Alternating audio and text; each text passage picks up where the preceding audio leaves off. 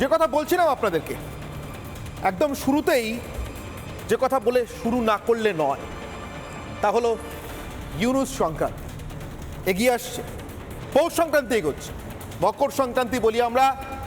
এরপর সূর্যের উত্তরায়ণ শুরু হয়, শীত চলে যায়, অন্ধকার সময় চলে যায়, আলোর সময় আসে। উত্তরায়ণে সব ভালো কাজ করেন সনাতন ধর্মের অবলম্বী মানুষরা। এই উত্তরায়ণের সময়টা গোটা পৃথিবীর জন্য ভালো। যারা অত্যন্ত ঠান্ডায় কষ্ট পান, পৃথিবীর যে সমস্ত দেশ শীতার্ত হয়ে থাকে, তারা শীত থেকে মুক্তি পায়, জড়তা কাটে, আলস্য কাটে, নতুন কর্মচঞ্চলতা শুরু হয়। প্রশ্নটা ওখানেই যে মকর সংক্রান্তি এগিয়ে আসার সঙ্গে সঙ্গে কি ইউনুস সংক্রান্তি এগিয়ে আসছে? জড়তা কাটছে বাংলাদেশে, শুধু বাংলাদেশ না, গোটা পৃথিবী জুড়ে। বাইডেনের যেতে আর 14 দিন বাকি ক্ষমতা থেকে যেতে। মার্কিন যুক্তরাষ্ট্রের বাইডেন, যুক্তরাষ্ট্রের কথা বলছি না, যুক্তরাষ্ট্র ছিল, আছে, থাকবে। যুক্তরাষ্ট্রের বাইডেন, যুক্তরাষ্ট্রের হিলারি ক্লিন্টন, যুক্তরাষ্ট্রের বিল ক্লিন্টন, যুক্তরাষ্ট্রের ওবামা, যারা ভারতীয় উপমহাদেশে ভারতের বিরুদ্ধে, নির্দিষ্ট করে ভারতের সবথেকে বড় সম্প্রদায় হিন্দুদের বিরুদ্ধে জর্জ সোরোস হোক অথবা অন্য যে কোনো মাধ্যমে টাকা ঢেলে জঙ্গি সংগঠন পুষে ভারতের বাইরে, দেশের ভিতরে, দেশের বাইরে রাজনীতিকদের টাকা দিয়ে পুষে ভারতের ভিতরে অস্থিরতা তৈরি করতে চান, ভারতকে ভাঙতে চান। তাদের কিন্তু সময়টা ক্রমশ খারাপ হচ্ছে। বাইডেন যেতে আর 14 দিন, ইউনুস যেতে আর কদিন? এই প্রশ্নগুলো উঠছে, তার একটাই কারণ। ভাবুন একবার, আচ্ছা ছেড়ে দিন বড় বড় কথা, আমি খুব ছোট্ট একটা উদাহরণ আপনাদের সামনে আনছি। ধরে নিন আপনার পাড়ার ক্লাব নির্বাচন হয়ে গেছে, নতুন কমিটি আসছে। এই অবস্থায় পুরনো কমিটির সেক্রেটারি যদি একটা মিটিং ডাকে, আর সেই মিটিংয়ে যদি কোনো নতুন প্রস্তাব নেয়, আপনি যাবেন ক্লাবের সদস্য? আচ্ছা যদি জানো সেক্রেটারি আনা, মানে ক্লাবের নতুন সেক্রেটারি আসবে, এই অবস্থায় দাঁড়িয়ে ক্লাবের পুরনো সেক্রেটারি আনা নতুন প্রস্তাব, তাতে আপনি সম্মত হবেন না? নিশ্চয়ই, পৃথিবীর কেউ হয় না। যদি ক্লাবে এটা সম্ভব না হয়, তাহলে ভাবুন, দুটো এত বড় বড় দেশ, একটা আমেরিকা, একটা ভারত, 14 দিন আর যে লোকটার মেয়াদ, বাইডেন, যুক্তরাষ্ট্রের বুড়ো ভাব, সেই লোকটা তার নিজের সব থেকে পছন্দের, মানে যাকে দিয়ে দেশের ভিতরে বিরোধীদের দমন করতে সব থেকে বেশি ব্যবহার করেছে, আমি বলছি না, ডোনাল্ড ট্রাম্প বলছেন, তার দল বলছে, সেই জেক সুলিভানকে, ওদের দেশের জাতীয় নিরাপত্তা উপদেষ্টা, তাকে পাঠিয়েছে ভারত। কি করবে এসে? 14 দিন পর তো ওর জায়গায় তো নতুন লোক আসবে, ঠিক যেমন বাইডেনের জায়গায় ট্রাম্প আসবে। নতুন লোকটার নামও ঠিক হয়ে গেছে, মাইকেল ওয়ার্লস। তাহলে 14 দিন আগে, ক্ষমতা থেকে পাকাপাকিভাবে চলে যাওয়ার 14 দিন আগে কি করতে এসছে লোকটা? এস জয়শঙ্কর আমাদের বিদেশমন্ত্রী, মুখের উপরে খারাপ কথা নিতান্ত বাধ্য না হলে বলেন না। খুব পেরাপেরি করলে, একটু পাকামি টাকামি করলে বিদেশি সাংবাদিকদের মাঝে মধ্যে কোরকে বুঝিয়ে দেন, ভারত একটা স্বাধীন দেশ বাপু, ও আমেরিকা, রাশিয়া, চীন কারুর কথায় চলে না, নিজের কথায় নিজের স্বার্থে চলে। কিন্তু এর বাইরে এস জয়শঙ্করকে দুর্মুখ বলে অপবাদ আজ পর্যন্ত কেউ দেননি। হ্যাঁ, নিশ্চিতভাবে স্পষ্ট বক্তা। তিনি আজ এই 14 দিন মেয়াদের মার্কিন জাতীয় নিরাপত্তা উপদেষ্টার সফরকে ভালো ভালো কথায় অভিহিত করে দিয়েছেন। তার 4 বছরের ব্যক্তিগত উদ্যোগের জন্য ধন্যবাদও জানিয়ে দিয়েছেন। কিন্তু ব্যাস, ওই একবার ভাবুন, 14 দিন বাকি, তিনি এসে বলছেন জাতীয় স্বার্থে, আঞ্চলিক স্বার্থে, গোটা বিশ্বের স্বার্থে ভারত এবং আমেরিকার সহযোগিতা চলছে, চলবে। জয়শঙ্কর এসবের মধ্যে ঢুকছেনই না, অঞ্চলের কথায় যাচ্ছেনই না, মানে ভারতীয় অঞ্চলের কথা, উপমহাদেশের অঞ্চলের কথা। ব্যক্তিগত উদ্যোগ, ভারত আমেরিকার সম্পর্ক, বাস। তার কারণ জয়শঙ্কর আমাদের মতোই জানেন, আমাদের থেকে আরও বেশি ভালো করে জানেন 14 দিন মেয়াদের লোকের সঙ্গে কথা বলার কি মানে। প্রশ্ন ওটাই, ইউনুসের মেয়াদ সেটাই বার কতদিন? সুলিভান যাবে, বাইডেন যাবে, বুড়ো শালিকের ঘাড়ে রোমর মতো বাইডেনের সঙ্গী সাথী সবকটা লোক একসঙ্গে যাবে।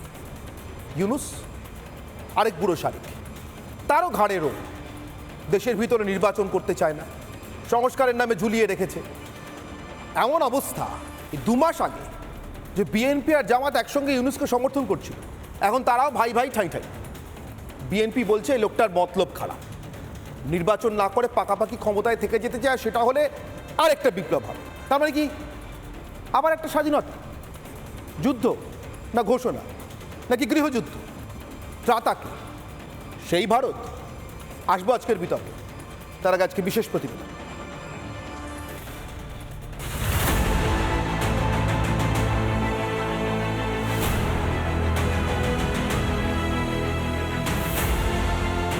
আমরা তো এরকম অন্তর্বর্তীকালীন সরকার চাই নাই, আমরা একটি বিপ্লবী জাতীয় সরকার চেয়েছিলাম। এটাতে ক্ষিপ্ত হয়ে ছাত্রলীগের ছাত্র দলের নেতাকর্মীরা আমার উপরে অতর্কিত আক্রমণ চালিয়ে আমার অবস্থা খারাপ করে দিয়েছে।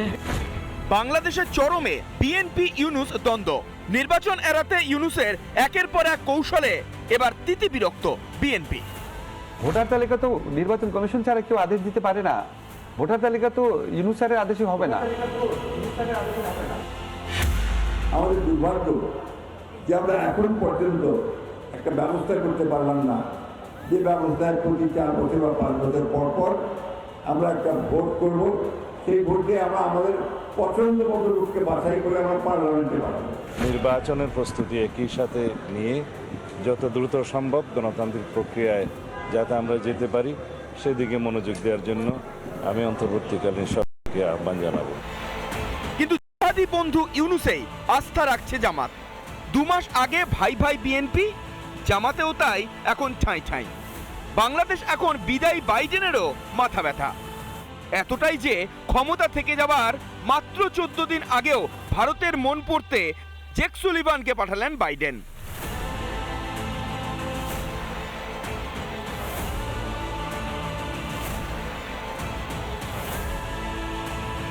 উপমহাদেশে মরণ কামড় দিতে দাঁত ভাঙতে বসা যুক্তরাষ্ট্রের নুন জলে কুলকুচি। কিন্তু ইউনূসের কি হবে? ভারত কি ইউনূসের অবৈধ দেশ দখলের শেষ লগ্নে অন্তত প্রাণ ভিক্ষাটুকু দিল বাইডেনের দূতকে? মৌলিক স্বাধীনতার সুরক্ষায় কাজ জরুরি, 2 দেশের গণতন্ত্রের উন্নয়নে জরুরি। 70 বছর পর যৌথ উদ্যোগ ফের শুরু। যা ভারতে শুরু, ভারতেই শেষ। আঞ্চলিক সহযোগিতার কথা বললেও ভারতের মাটিতে দাঁড়িয়ে বাংলাদেশ নিয়ে টু শব্দটি করলেন না জেক সুলিভান। ইউনূসকে ভুলেই গেল তার প্রভুরা, নাকি অচিরেই বাংলাদেশে আর এক স্বাধীনতার ঘোষণা? রিপাবলিক বাংলা। ঠিক এখানেই প্রশ্ন। তার মানে মার্কিন জাতীয় নিরাপত্তা উপদেষ্টা, যুক্তরাষ্ট্রের নিরাপত্তা উপদেষ্টা আর ইউনূসের নিরাপত্তা নিয়ে খুব একটা কথা বলছে না, নাকি ওটার জন্যই কথা বলতে এসেছিলেন গোপনে, বা মন পড়তে এসেছিলেন ভারতে? ভারত বাংলাদেশ নিয়ে কী ভাবছে, এলেও কি এত সহজ সেটা বুঝতে পারা আমাদের কাছ থেকে? যদি সত্যিই ভাবি, কি ভাবছি তা বলবোই বা কেন? যারা 14 দিন মেয়াদ থাকে, বরং যারা ভারতের সঙ্গে ভয়ঙ্কর শত্রুতা করেছে, করতে করতে এই শত্রুতা করতে করতেই নিজের দেশের ভোটেও জেতার স্বপ্ন দেখেছে, খালিস্তানিদের মদত দিয়েছে, মৌলবাদীদের মদত দিয়েছে, সরাসরি একদম সরাসরি মুসলিম জঙ্গি সংগঠনকে দেশে ঘাঁটি গেড়ে বসতে দিয়েছে, তাদের কি হাল? আমার সঙ্গে রয়েছে নিউজরুম থেকে আমার সহকর্মী, আমাদের সিনিয়র এডিটর ময়ূখ রঞ্জন ঘোষ। আপনাদের যে খবর দেখাবো এই মুহূর্তে, যে খবর ব্রেক করব, কানাডায় এবার ট্রুডোর পতন আসন্ন। যে কোনো মুহূর্তে কানাডায় ইস্তফা দিতে পারেন জাস্টিন ট্রুডো। মার্কিন যুক্তরাষ্ট্রে আর একটা থাম খসছে, ইস্তফা দিতে চলেছেন ট্রুডো। বিস্তারিত জানবো, আমার সঙ্গে সিনিয়র এডিটর ময়ূখ রঞ্জন ঘোষ সরাসরি রয়েছেন নিউজরুম থেকে আমার সঙ্গে।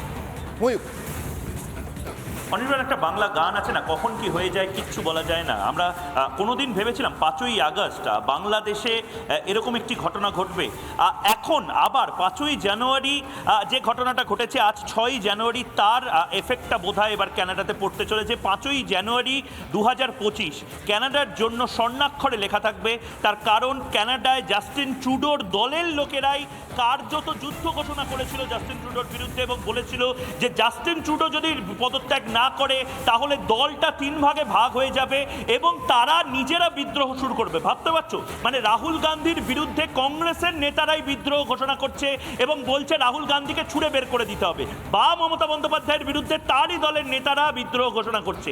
এরকম একটি পরিস্থিতি কানাডাতে, এবং যে কোনো মুহূর্তে, অনির্বাণ, এই মুহূর্তে আমাদের ইন্টারন্যাশনাল ডেস্ক এই খবরটা ব্রেক করতে বলেছে তোমার শোয়ের মাঝেই। আমি দুঃখ দুঃখিত, কিন্তু এই মুহূর্তে ইন্টারন্যাশনাল ডেস্ক থেকে আমাদের কাছে যে খবর আসছে, যে কোনো মুহূর্তে জাস্টিন ট্রুডো তিনি ঘোষণা করতে পারেন যে তিনি এবার পদত্যাগ করতে চলেছেন এবং পরের সপ্তাহের মধ্যে তিনি কাজ বুঝিয়ে দিয়ে অন্তর্বর্তীকালীন নির্বাচন বা একটি কেয়ারটেকার সরকার, সেই সরকারের নতুন করে সেই সরকার তৈরি হবে এবং সেইটা কেয়ারটেকার সরকার কাজগুলো করবে। এইটা মূলত অনির্বাণ তুমি যেটা বলছিলে, এক খালিস্তানিদেরকে মাথায় তুলে রেখে দিয়েছে। ভারতের মতন একটি দেশ, সেই ভারতের মতন দেশের সাথে শত্রুতা কানাডা কোনোদিন করেনি। কানাডা আমেরিকা এবং ভারতকে কোনোদিন চটায়নি জাস্টিন ট্রুডোর অপদার্থতার জন্য। এই মোহাম্মদ ইউনুস একজন, জাস্টিন ট্রুডো আরেকজন।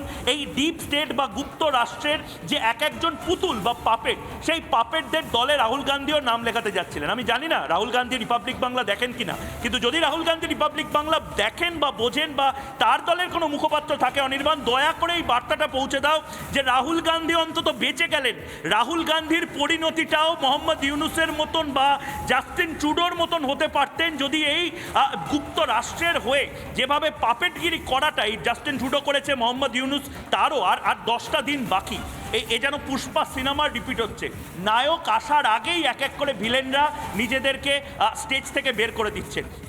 এই মুহূর্তে ডোনাল্ড ট্রাম্প আসার আর 9 দিন বাকি এবং তার আগেই যেভাবে এক এক করে পদত্যাগ এবং যেভাবে একটু একটু করে সুনরম হতে চলেছে ডিপ স্টেটে, তাতে বোঝা যাচ্ছে 15ই জানুয়ারি ভারত নয় সারা পৃথিবীর ইতিহাসের জন্য অত্যন্ত বড় একটা দিন।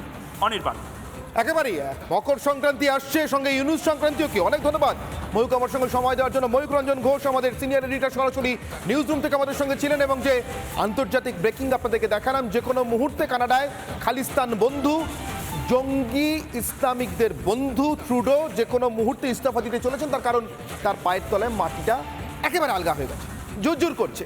নানা ধরনের কন্টেন্ট দেখার জন্য লাইক করুন, শেয়ার করুন আমাদের ফেসবুক পেজ, সাবস্ক্রাইব করুন আমাদের ইউটিউব চ্যানেল। পাশাপাশি অন্যান্য ব্রেকিং নিউজের জন্য অবশ্যই চোখ রাখুন রিপাবলিক বাংলায়।